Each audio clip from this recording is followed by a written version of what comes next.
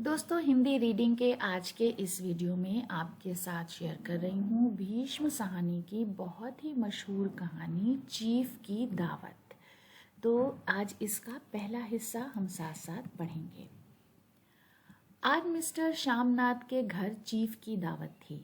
श्यामनाथ और उनकी धर्मपत्नी यानी सौजा को पसीना पोंछने की फुर्सत ना थी। पत्नी बीवी ड्रेसिंग गाउन पहने, उलझे हुए बालों का जूड़ा बनाए, मुंह पर फैली हुई सुर्खी और पाउडर को मले और मिस्टर श्यामनाथ सिगरेट पर सिगरेट फूंकते हुए चीज़ों की फहरिस्त हाथ में थामे एक कमरे से दूसरे कमरे में आ जा रहे थे। आखिर 5 बजते बजते तैयारी मुकम्मल होने लगी। कुर्सियाँ, मेज़, तिपाहियाँ, नैपकिन, फूल सब बरामदे में पहुँच गए। ड्रिंक का इंतज़ाम बैठक में कर दिया गया। अब घर का फालतू सामान अलमारियों के पीछे और पलंगों के नीचे छिपाया जाने लगा।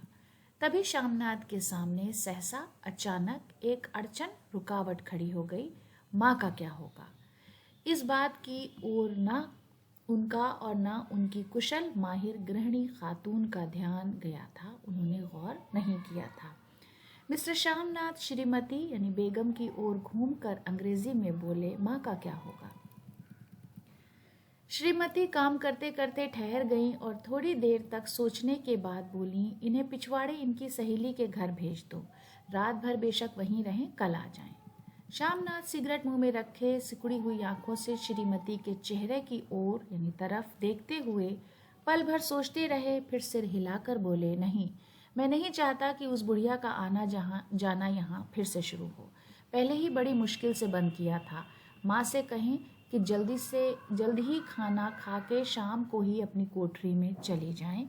मेहमान कहीं 8 बजे आएंगे। इससे पहले ही अपने काम से निपट लें। सुझाव यानी मशवरा ठीक था, दोनों को पसंद आया। मगर फिर सहसा अचानक श्रीमती बेगम बोल उठी। जो वो सो गई और नींद में खर्राटे लेने लगी, तो साथ ही तो बरामदा है जहाँ लोग खाना खाएंगे। तो इन्हें कह देंगे कि अंदर से दरवाज़ा बंद कर लें। मैं बाहर से ताला लगा दूंगा या माँ को कह दूंगा कि अंदर जाकर सोए नहीं, बैठी रहें। और क्या? और जो सो गई तो डिनर का क्या मालूम कब तक चले। 11 बजे तक तो तुम ड्रिंक ही करते रहते हो। श्यामनाथ कुछ खींच उठे यानी झल्ला उठे। हाथ झटकते हुए बोले, अच्छी भली ये भाई के पास जा रही थी, तुमने यूं ही खुद अच्छा बनने के लिए बीच में टांग अड़ा दी। वाह, तुम माँ और बेटे की बातों में मैं क्यों बुरी बनूं? तुम जानो और वो जाने। मिस्टर श्यामनाथ चुप रहे। ये मौका बहस का ना था, समस्या का हल ढूंढने का था। उन्होंने घूमकर माँ की कोठरी की ओर देखा। माँ कोठरी का दरवाज़ा बरामदे में खुलता था। बरामदे की ओर देखते हुए झट से बोले, मैंने सोच लिया है। और उन्हीं कदमों माँ की कोठरी के बाहर जा खड़े हुए। माँ दीवार के साथ एक चौकी पर बैठी दुपट्टे में मुंह सर लपेटे माला जप रही थी। माला जपना होता है तस्बीह पढ़ना। सुबह से तैयारी होती देखते हुए माँ का दिल भी धड़क रहा था। बेटे के दफ्तर का बड़ा साहब घर पर आ रहा है, सारा काम सुबीते से चल जाए। माँ, आज तुम जल्दी खाना खा लेना, मेहमान लोग 7:30 बजे आ जाएंगे। माँ ने धीरे से मुंह पर से दुपट्टा हटाया और बेटे को देखते हुए कहा, आज मुझे खाना नहीं खाना है बेटा। तुम तो जानते हो मांस मछली बने तुम्हें कुछ भी नहीं खाती। जैसे भी हो अपने काम से जल्दी निपट लेना। अच्छा बेटा। और माँ, हम लोग पहले बैठक में बैठेंगे, उतनी देर तुम यहाँ बरामदे में बैठना। फिर जब हम यहाँ आ जाएं तो तुम गुसलखाने के रास्ते बैठक में चली जाना। माँ अवाक यानी हैरान बेटे का चेहरा देखने लगी। फिर धीरे से बोली, अच्छा बेटा।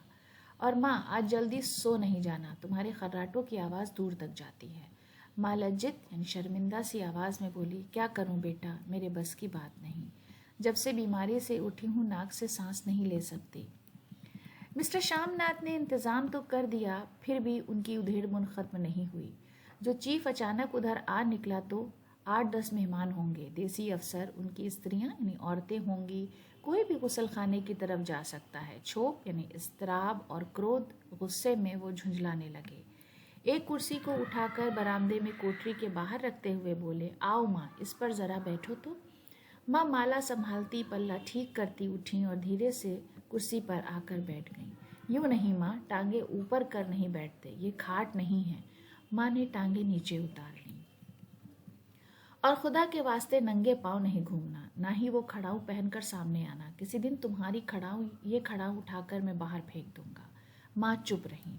कपड़े कौन से पहनोगी माँ? जो है वही पहनूंगी बेटा, जो कहो पहन लूँ।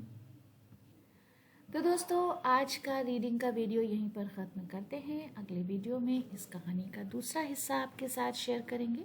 वीडियो देखने के लिए बहुत बहुत शुक्रिया।